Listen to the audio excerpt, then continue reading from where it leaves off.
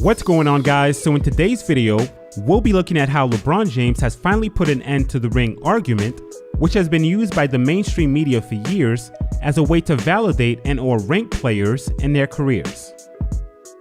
And the way in which LeBron James has done that is by proving once again that basketball is a team game, therefore it's impossible to credit a single player with wins and losses, much less a championship, which is a team accomplishment. So for example, the Los Angeles Lakers last season failed to make the playoffs after LeBron James stated that he would activate playoff mode and lead the Lakers, who were just 3 games behind the 8th-seeded Clippers, into the postseason. Now fast forward to this season, and the Lakers were not only the #1 seed in the Western Conference, but also closed out the season by winning the NBA championship. So what changed?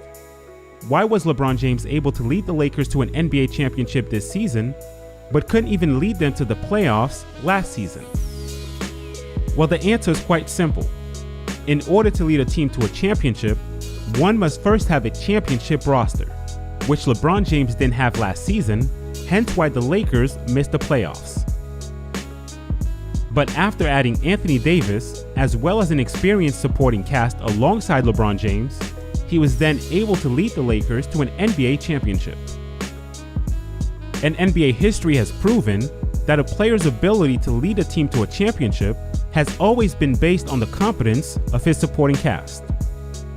Whether it's Kevin Durant, who made 1 NBA Finals appearance in his 8 seasons with the Oklahoma City Thunder, but after joining the Golden State Warriors, made 3 straight NBA Finals appearances, winning 2 championships in the process.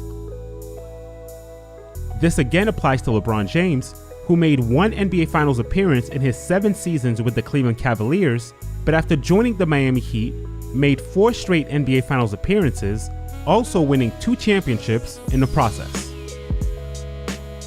Kevin Garnett, on the other hand, couldn't lead the Minnesota Timberwolves to an NBA Finals appearance in his 12 seasons, despite being a perennial All-Star and League MVP, but after joining the Boston Celtics via trade, made 2 NBA Finals appearances in 5 years, winning an NBA championship in 2008. Next is Kobe Bryant, who in his 3 seasons post-Shaq was unable to lead the Los Angeles Lakers past the first round of the playoffs, but after acquiring Pau Gasol via trade, was then magically able to lead those same Los Angeles Lakers to 3 straight NBA Finals appearances, including back-to-back NBA championships. Then there's Michael Jordan, who is and has always been the poster child for the ring argument. Because while it is accurate to state that Michael Jordan was the Bulls' best player in the 1990s and therefore led them to 6 NBA championships, it is also equally accurate to say that he was their best player in the 1980s. And if that's indeed the case, then why wasn't he leading them to championships in that era? Well, as previously stated, in order to lead a team to a championship, one must first have a championship roster, which Michael Jordan didn't have in the 1980s, hence why the Chicago Bulls kept getting bounced out of the playoffs, even though Michael Jordan was the best player on the court for both teams in most of these series. This is also why, when asked what the Bulls would need to rebuild and get back into the championship round after losing to the Orlando Magic in 1995, Michael Jordan responded by saying, "We're a Horace Grant away."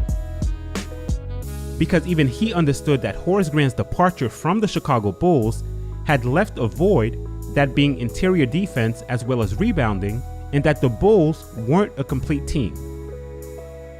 But once that was addressed by way of Dennis Rodman, the Chicago Bulls were then able to three-peat once again. The reality when it comes to the ring argument is that it's always been used as a lazy talking point by media personalities who couldn't break down and compare players based on talent, skill set, and impact. And please keep in mind that this is the same mainstream media that would have you believe that LeBron James somehow quote-unquote learned how to win in Miami. Even though up to that point, LeBron James was a perennial All-Star, an All-NBA as well as an All-Defensive performer, and a 2-time MVP who had led the Cleveland Cavaliers to the best record in the league 2 years in a row and to an NBA Finals appearance in 2007. All of this to say that LeBron James was already a winning player prior to joining the Miami Heat. What he was missing was a championship-level supporting cast.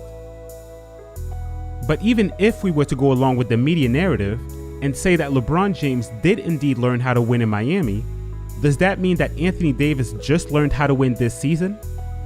Did Kevin Garnett only learn how to win after joining the Boston Celtics in 2007? Or how about Clyde Drexler? Did he only learn how to win after joining the Houston Rockets in 1995 and subsequently winning the NBA championship, even though he had already led the Portland Trail Blazers to the 1990 and 1992 NBA Finals?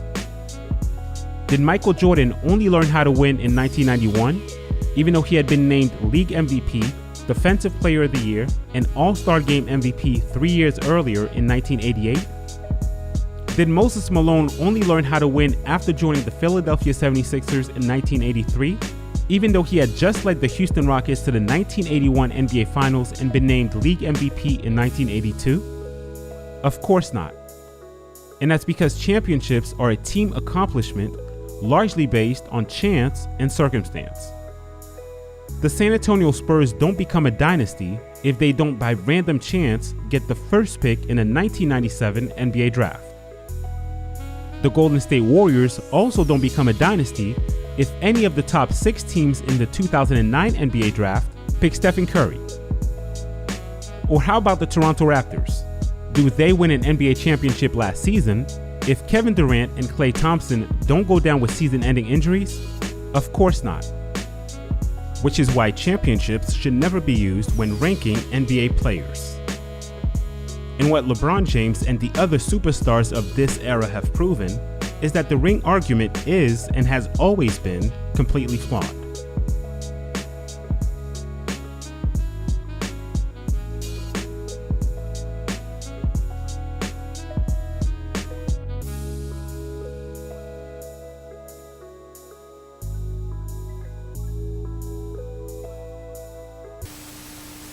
When you play this game, you're lucky enough to be on a team that can compete for a title.